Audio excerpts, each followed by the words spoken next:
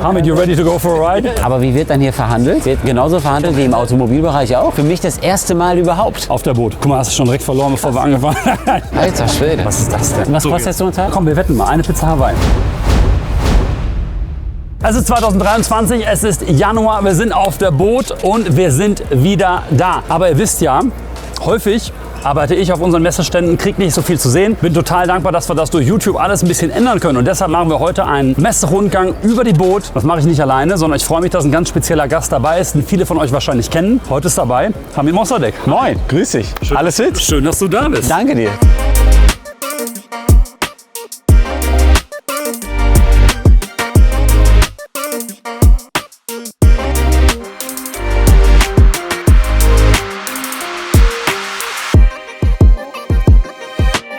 Ich muss sagen, für mich das erste Mal überhaupt. Auf der Boot. Auf der Boot. Guck mal, hast du schon direkt verloren, bevor wir angefangen haben. Nein, also ich freue mich, dass du da bist. Ja, vielen Dank für die Wir Einladung. haben ja gerade auch auf deinem Kanal schon, können wir glaube ich vorweg sagen, ein schönes Video gedreht, was ja zu dem Zeitpunkt, wo wir das hier senden, schon draußen ist. Verlinken wir euch unten. Ja. Und heute gehen wir mal über die Messe. Cool. Fangen wir erstmal bei dir an. Gucken, was wir finden. Ja, wir sind natürlich jetzt hier bei Brabus Marine und werden deshalb heute nur kurz darüber reden. Ich glaube, 2018 haben wir das erste Boot vorgestellt, die Shadow 800. Inzwischen gibt es den Nachfolger, das ist die Shadow 900. Und die sehen wir hier auf der Messe, haben wir die dabei in zwei Konfigurationen. Nämlich einmal Stealth Green, also dunkelgrün mit Sunrise-Polstern, also dunkelgrün-orange ist hier die Kombination. Schönes mattes Kohlefaser. Ziemlich viel Automotives, was hier eingeflossen ist über die letzten Jahre. Und dann haben wir natürlich da drüben auch dabei, komm, wir gehen mal eben rüber. Ja. Es sind 900, das ist so über den Autos? Genau, 900 ist 900 PS. Du hast zweimal 450 PS Außenbordmotoren an dem Boot. So, dann haben wir hier vorne das Boot, für das wir, glaube ich, eigentlich bekannt sind. Ja. Unsere Shadow 900 Black Ops, der Name sagt es schon, ne? Viele sagen das schwarze Boot, das ist aber tatsächlich dunkelgrau. Krass, ja stimmt, wenn man jetzt so davor steht. Exakt. Und das hier ist die Cross-Cabin-Konfiguration, also das Boot, was du das ganze Jahr benutzen kannst. Ach so, alles klar. Gleicher Rumpf, wir sind generell modular in den Aufbauten. Okay. Das sind beides sehr, sehr sportive Boote. Die Shadow 900 ist insgesamt ein Boot, was über 60 Knoten läuft, also wirklich schnell ist. Hast aber gleichzeitig ein Boot, was einen Walkway hat. Du kannst 360 Grad hier rumlaufen, kannst dich festhalten an der Reling, du kannst dich vernünftig hinsetzen, festhalten. Du hast einen Bereich, in dem du dich aufhalten kannst. Du hast eine Kabine vorne drin. Du hast ein Lenkrad mit integrierten Funktionalitäten, so wie du das aus dem Auto kennst. Du hast ein Dashboard, was schön integriert aussieht. Boot ist ja häufig so, immer noch, dass du ganz viele verschiedene Systeme hast. Dann haben die alle unterschiedliche Knöpfe, alle unterschiedliche Farben. Und du musst erstmal lernen, auseinanderzuhalten. So, das wollten wir ändern und deshalb hast du hier alles integriert in schönen Bildschirmen, so wie du es heute eigentlich als ein Brabus Autokunde erwarten würdest. Komm mal, Hamid, ich zeige dir noch, bevor wir jetzt reinstarten, noch einmal schnell was anderes, was ich total spannend finde. Wir haben nämlich auf den letzten 2-3 Messen schon dieses erste Prototypenboot gezeigt. Okay. Das ist die Axopar 45. Ja. Und ich meine, du hast ja gesehen, was drüben steht. Ja. Ich bin total gespannt, Alter, was wir aus diesem Boot hier machen können. krass. Weil das natürlich eine ganze Ecke noch mal drauf liegt.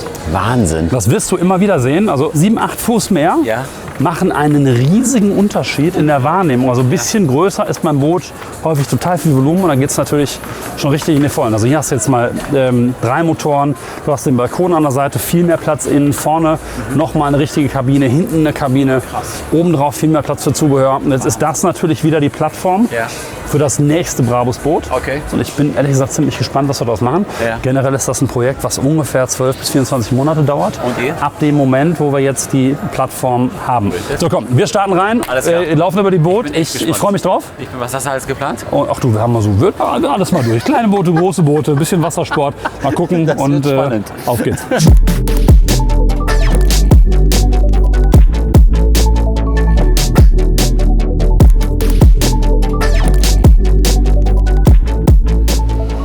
Aber ist das so bei Booten, dass du auch fast nur Einzelstücke auslieferst? Oder hast du so ein Boot jetzt wie bei euch jetzt der 900er, wo du sagst, die sehen alle gleich aus? Du kannst ja bestimmt schon die Innenausstattung und so weiter kannst schon ändern, oder? Zum einen sind wir mal bei dem Thema Brabus Shadow Boote.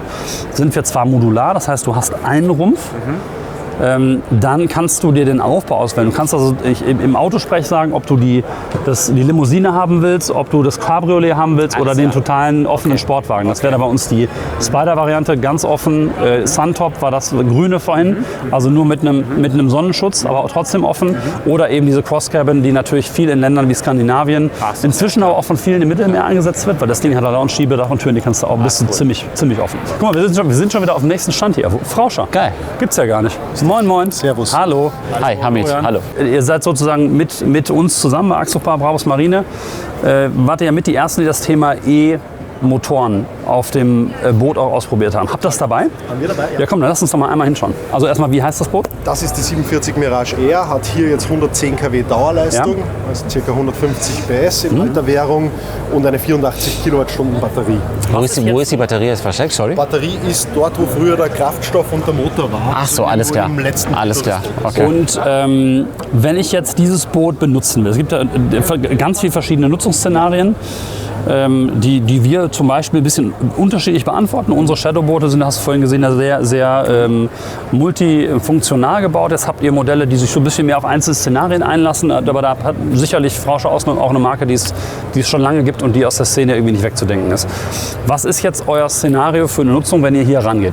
Probiert ihr das einfach mal aus? Sagt ihr, wir müssen so ein Boot mal bauen, sonst wissen wir nicht, wie es geht? Oder wie seid ihr da, wie habt ihr das angefangen und wie macht ihr das weiter?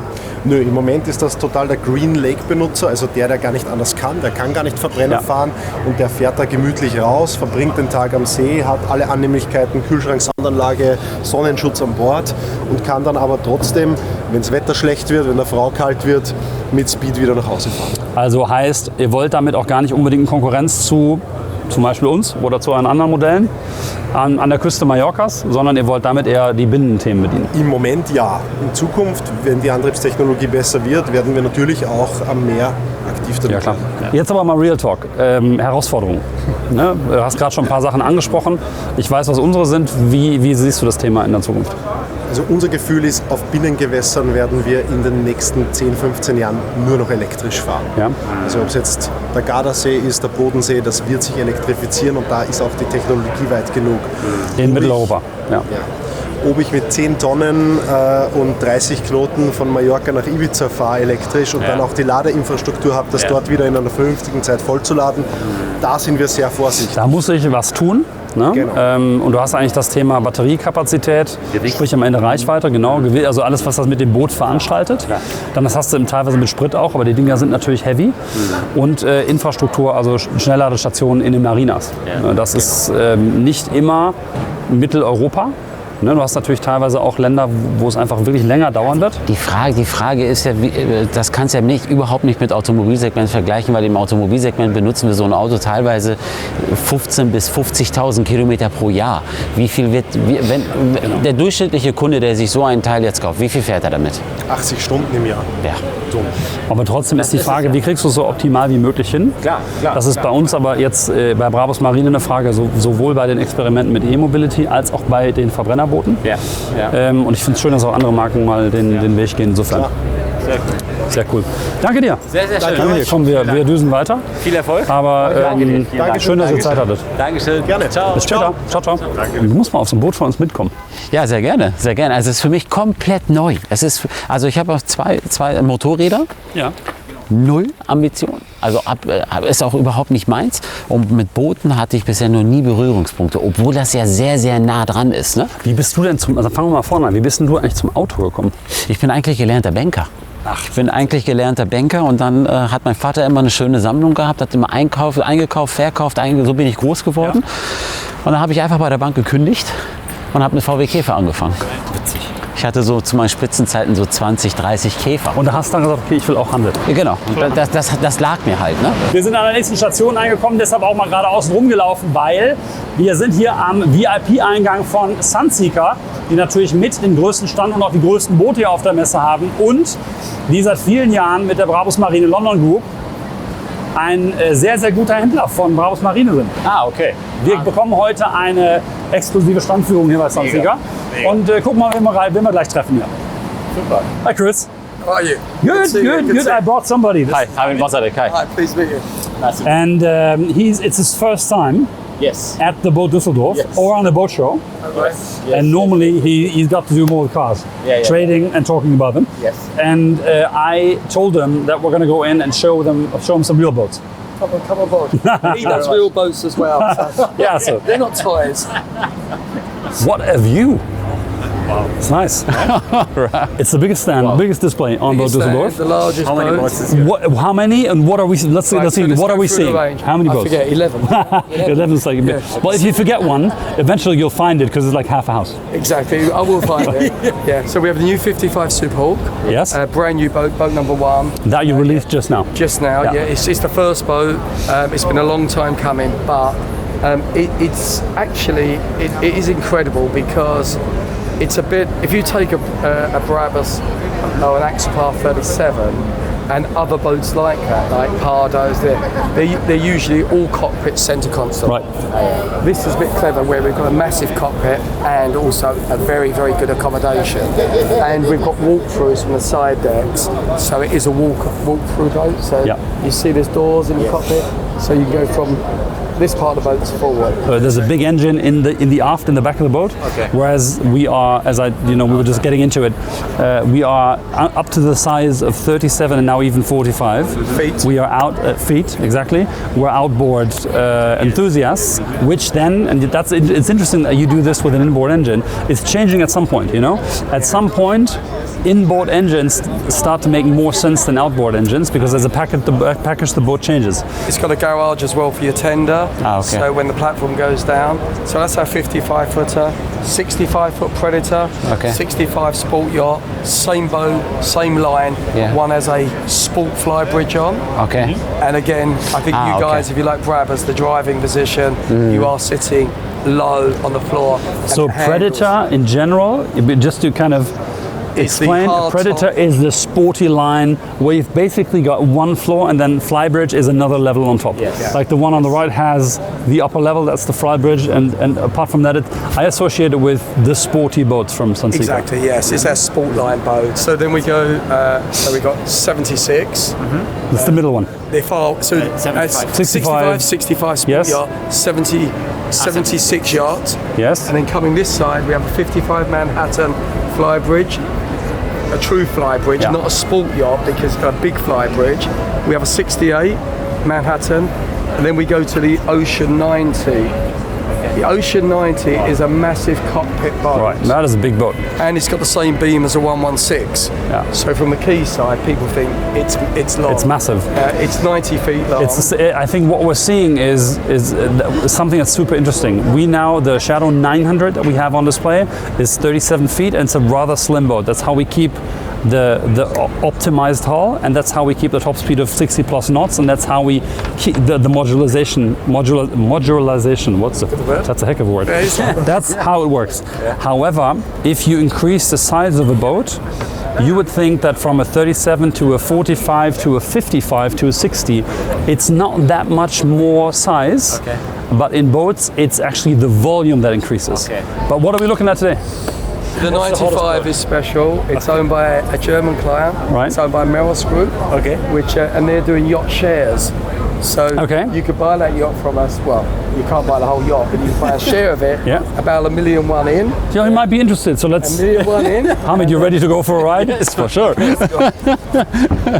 Shall we jump in? Can you go on board? I've just Yes. got to run down. I was sort of midway when I Yeah. got called. I just want to find out a delivery slot. No problem. Yeah, sure. We'll take 2-minute break. and then Can you we'll take 2 minutes? I will Okay. come back. I've just got to take £8 million and I'll come back. Okay? Aber was kostet so ein Teil? Der hat ja eben ganz lässig. Ja, das mal, komm, wir wetten mal. Eine Pizza Hawaii. Okay, komm. Na, hier, was ist das jetzt? 95? This is a. Jetzt bin ich gespannt. You are Jetzt bin speaking ich German or gespannt. English? English. So this is a 95. Yes, that's Feet. 95. Feet. Of course, feet. I mean, 95 meters. We're sitting on a different boat. Okay, we're betting on how much it's worth.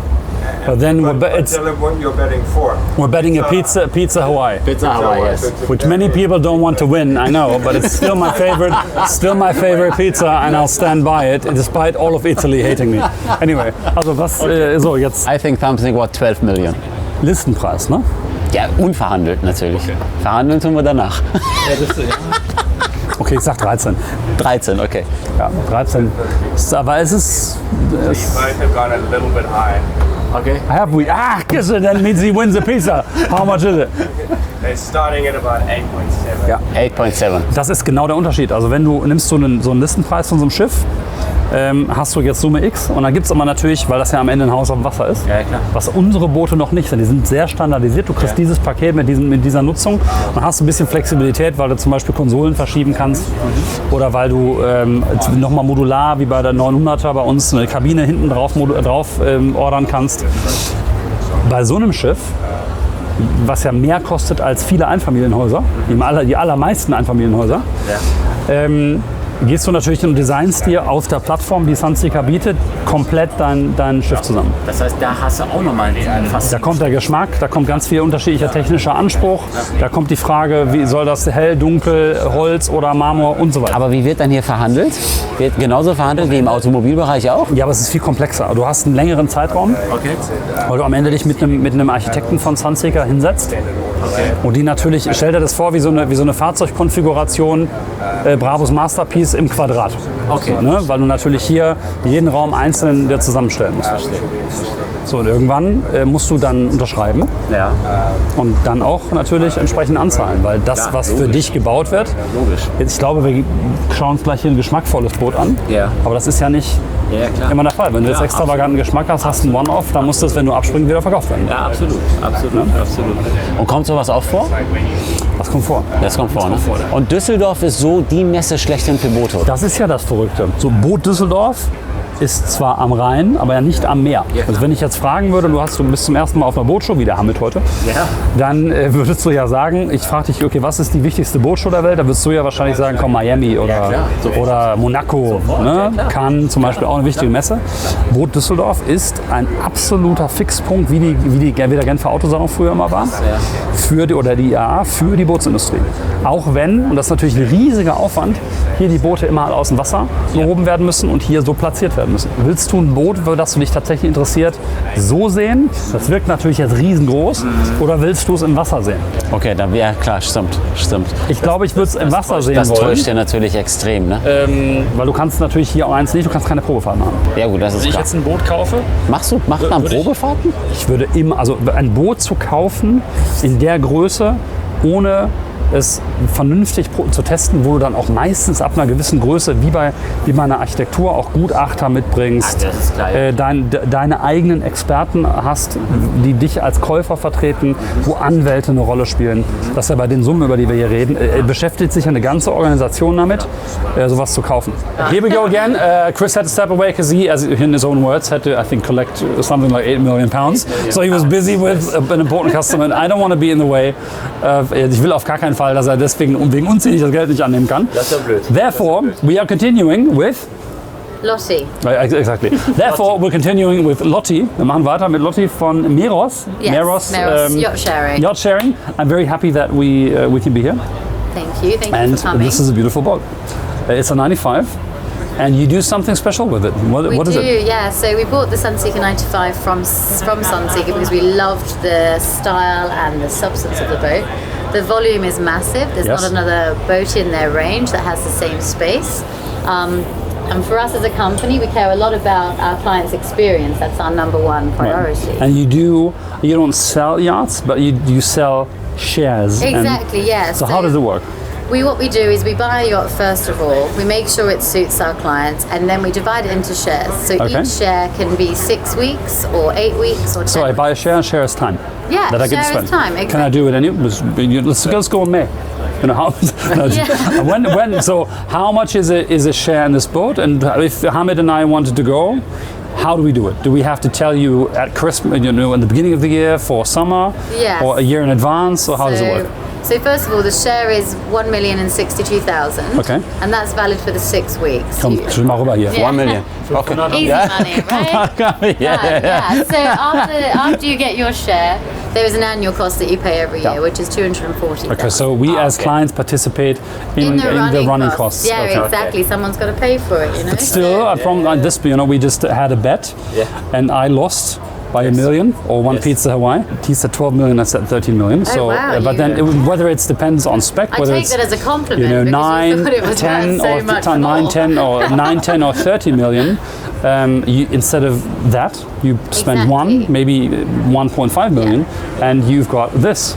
Exactly. This boat's spec now is just shy of 10 million. Okay. So for us, this is the reason why we do it, and the founder of the company as well. He always said that his success would be one day when he could own a Sunseeker. Right. And the fact that he can now, in his success, give people more accessibility to have that dream and have that point of success is something that he could only ever dream of. What happens if I don't use my 6 weeks? If you don't Apart use- from me not yeah. being a very intelligent person, because I've spent €1 million on Well, the having a boat's boat. actually registered as commercial, so it means that in your 6 weeks, if you don't want the 6 weeks, you say, Lottie, look, after 2 weeks, I'm not going to use the summer. I want to go to Portugal with my friends in a villa.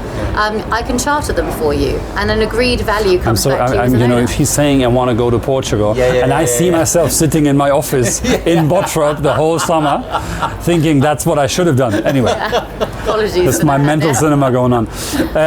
Can you show us about? Yeah, for sure. So this is the saloon and dining area. Okay. When we bought the boat, we've made a lot of modifications to suit our owners, because obviously our boat will function all year round and have people on it all the time. Well, this is the most bespoke build that Sunseeker's ever built. Oh, is it? Interesting. So it's a really interesting project for them. There's some Sunseeker firsts on here as well. Okay, what does it have? What's the specialties of this one? In the aft, obviously we talked about winter time. In the aft, our company actually have designed infrared glass. Oh, the heating. We were panels. sitting there and was Yeah. and then And actually you one of think, the why Philip, is one of it the so camera guys, was going, warm? "Why is it so warm?" Yeah. So the infrared heating panels are to elongate the season. Obviously, if you're an owner, you use the boat all year round. Right. So we try and elongate November and April by having the heaters there. Okay. Along with that, on the flybridge, we have heated seats. Okay. So okay. obviously, with wind, the infrared above isn't as effective. doesn't so coming really from work, below seems like the practical Okay. Exactly. solution. Yeah. One master cabin. How many cabins? There is one master cabin, 2 VIPs, and 2 twins. Okay, so it's kind of it's So, kind of segmented. Nice. Oh, the bathroom is downstairs. Absolutely. So this is called a tri-deck. Komm mal runter hier. Das ist größer als man denkt. Das ist Wahnsinn. Das ist echt beeindruckend. Tschüss. Unglaublich. Bis gleich. Das ist ja geil. Da kannst du ja auch beim Duschen rausgucken. Das ist ja mega. Das ist natürlich schon cool gemacht, auch mit den, du siehst, also so Fit und Finish ist natürlich hier schon, Ja. that's schon High-End. Oh, there you are. Chris is back. Did you collect your £8 million? Wonderful. Okay, good. Yes, but then Lottie has been doing a great job at showing us around. So this is the fly bridge. In other words, the second deck of this Sunseeker 95.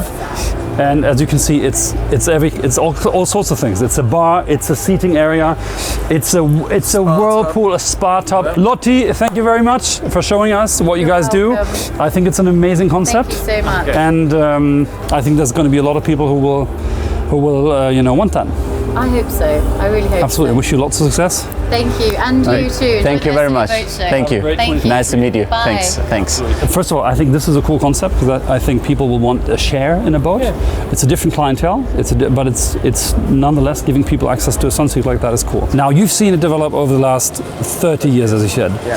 What is the current things people want on their boat? What's the hottest stuff?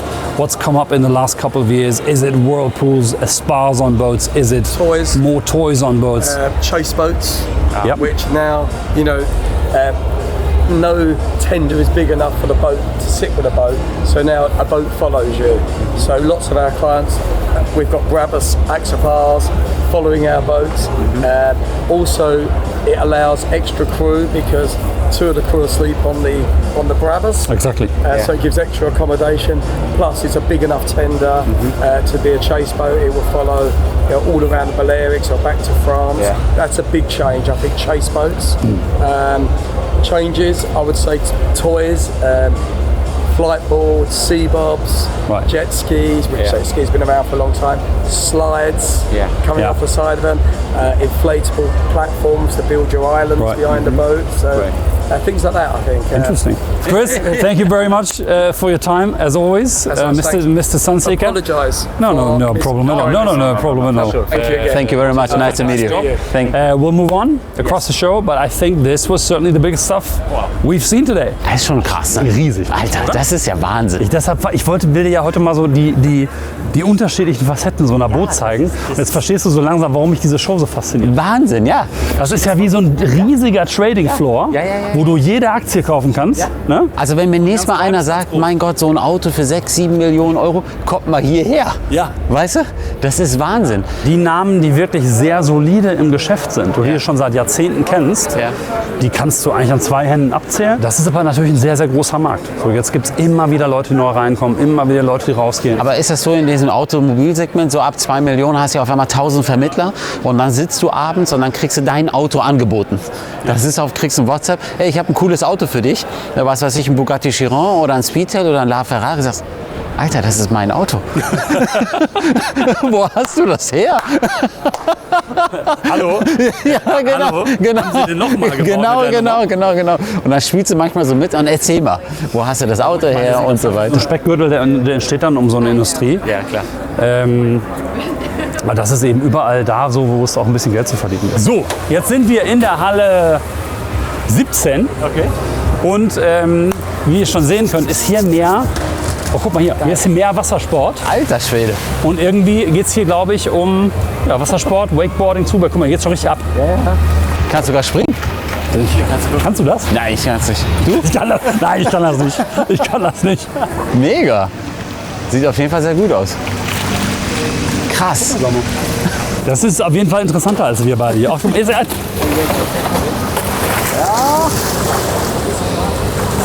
Boah, da hätte ich, kennst du das? Dieses Gefühl, dass du da hinguckst, wie beim Skaten. Ich schaue da hin und meine Knöchel sagen, auf gar keinen Fall. Auf gar keinen Fall. Probierst du das hier aus? Guck mal, jetzt wieder. Aber dein Kopf sagt ja. Ja, okay. Alter Schwede. Was ist das denn? Ach so, der macht sie mit diesen Elektro. Ja, genau, das ist geil. Ach, mit den Vollboards sind die. Genau. Alter Schwede. Ja, siehst du, guck mal, jetzt ist es runtergefallen. Oh nein. Ich glaube, das könnten wir besser. Oder genauso gut wie er. Nein, ich mache das nicht mit Hamid. Das wäre doch mal ein Challenge. Die haben so richtig mit Wind. Genau.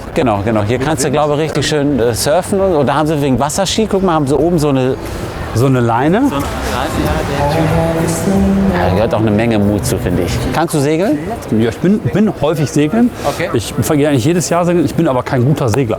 Ah, okay. Also ich bin so, ne? Okay. Ich fahre mit und habe den einen oder anderen Handgriff, kann ich mit anfassen. Ja. Ich habe aber in der Segelcrew, wo ich unterwegs bin, das ist seit Jahren die gleiche. Okay. Tatsächlich immer 1, 2 Leute, die das echt gut drauf haben. Okay. Ne, Matze, Chris, wenn ihr es seht. Ich bin der blinde Passagier, der immer nur das Essen, das irgendwie das immer alles leer ist und dann vorne auf der Sonnenliege rumchillt. Nein, das stimmt nicht ganz. Aber Segeln ist ein ganz anderes Bootfahren, hat eine ganz andere Qualität. Ja. Segeln ist natürlich erstmal unbequemer, weil du siehst, du hast immer diese lange, schmale Form, wenn du auf einem Monohull unterwegs bist. Ja. Also den einen Rümpfer, klassisches Segelboot. Und wenn du es dann bequemer haben willst, dann musst du eigentlich zum Katamaran. Ach so, okay. So, ich finde Katamarane super. Ich muss auch sagen, ich bin 2-3 Mal Katamaran gefahren, ist einfach genial. So, aber ist auch wieder, das ist so eine philosophische Debatte, Ja. wie Ferrari oder Lamborghini. Da kannst du also wirklich Alles klar. Okay. Hass oder Liebe und in jeder Diskussion hast du beides. So, Hamid, Alter Schwede. einer Mittag Boot. Deine erste Bootshow. Du hast es geschafft. Wahnsinn. Erstmal vielen Dank, so viele Informationen und vor allem, es ist echt faszinierend hier, weil es wirkt alles doppelt so groß, 8-fach so groß. Das ist Wahnsinn, ne? Wir waren auf dem Sunseeker für schlappe 9 Millionen Euro. Wir haben so einiges an Booten heute gesehen. Und der Geschäftsführer lässt uns stehen für 8 Millionen Pfund. Alter, was ist los? Aber wir haben alles gesehen. Guck mal, Motorboote, Segelboote, kleine Boote, ganz große Boote. Wir haben Vollboards gesehen, wir haben Wakeboards gesehen, wir haben alles Mögliche an Zubehör uns angeguckt. Also wir sind jetzt einmal durch. Wahnsinn. Ich finde es eine schöne Messe. Mega. Und hier, wenn du dich für Wassersport und Boating interessierst Ja. und Zeit auf dem Wasser verbringen willst, ist echt Absolut. ist gut. Aber ist ein bisschen anders als die Autowelt. Aber auch wenn nicht, hier lernst du halt Sachen, hier, auch wenn ist ja auch ein Fortbewegungsmittel. Hier kannst du mal ganz andere Dimensionen hier anschauen. Das finde ich cool. Das finde ich cool. Hamid, schön, dass du Danke da dir. warst. Aber was So kostet jetzt so ein Teil? Der hat ja eben ganz lässig. Ja, lass uns mal, komm, wir wetten mal. Eine Pizza Hawaii. Okay, komm. Ich finde, du hast Ich habe mich, echt heute? mega auf diese Pizza gefreut. Weißt du warum? Weil ich auch noch gewonnen habe. Das ist geil. Ja, ne, aber Das ist richtig also geil. Wetten gegen mich ist schwer. Ja, aber Hawaii, nächstes Mal darf ich aussuchen, wenn ich Ich habe gewinne. nur 3 Millionen daneben gelegen. Nur 3 Millionen. Also, ne? Nur? Ja. Ja, klar. Nur 3 Millionen. Thank you guys for watching. If you enjoyed this video, then don't forget to give it a thumbs up, subscribe to our channel, hit the bell, and maybe share it with a few friends who are not yet part of the Brabus community. And I'll see you in the next video.